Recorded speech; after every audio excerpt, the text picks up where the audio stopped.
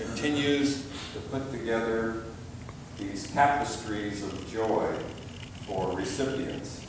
Well, our recipient today is right here among us. This one is for Maria, and requested by Frank. And as you know, this past week she went through a hip replacement, and yet she's here with us. We just thank God for the touch of healing that is going on within her body and the outcome of that back to dancing and enjoying life.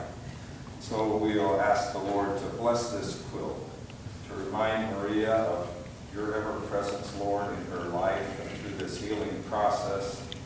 And thank you so much that you alleviate all of our fears by your grace and love in Christ. Amen. Let us pray for